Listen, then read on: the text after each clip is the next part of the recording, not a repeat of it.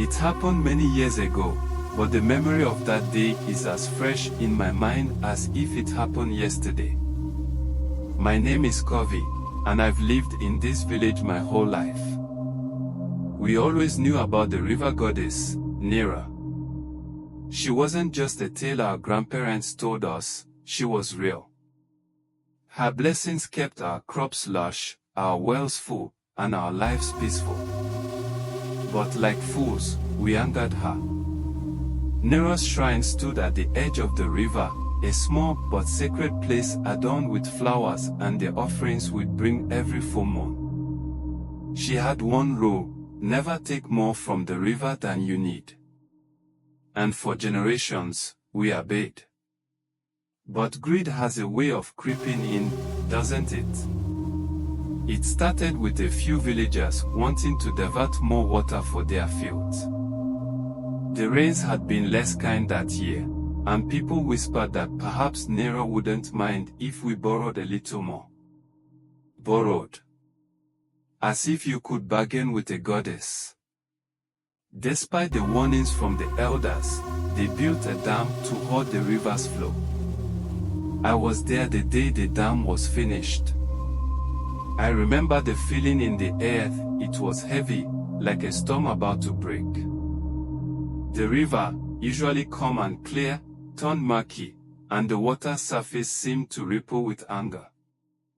But no one listened. They laughed off the elders' fears, calling them old and superstitious. That night, as the sun dipped below the hills, she came.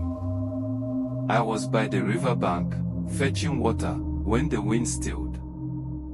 The world felt like it had stopped breathing. And then, she rose from the river. Nira. Her form shimmered like moonlight on water, her hair flowing like the currents. She was beautiful and terrifying all at once. Her voice wasn't loud, but it echoed in my head and my chest. "You have taken what is not yours," she said. "I have given you life, yet you repay me with greed." Her eyes swept over the village, her gaze sharp as knives. I couldn't move. None of us could. "For your betrayal, you will suffer," she said. And then she lifted her hand. The river roared to life, rising higher and higher. It spilled over its banks, rushing into the fields and homes. The dam we'd built crumbled like it was made of sand.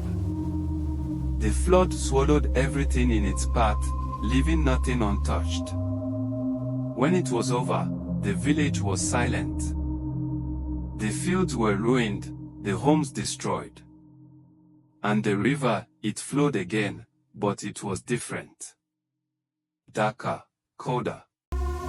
It was clear her blessing was gone. Some say the curse was just the flood, but I know better. The soil refused to yield crops. The animals grew sickly. And the people, we were never the same. The laughter and joy that once filled the village were replaced with whispers of regret and fear. We'd betrayed her, and she made sure we'd never forget.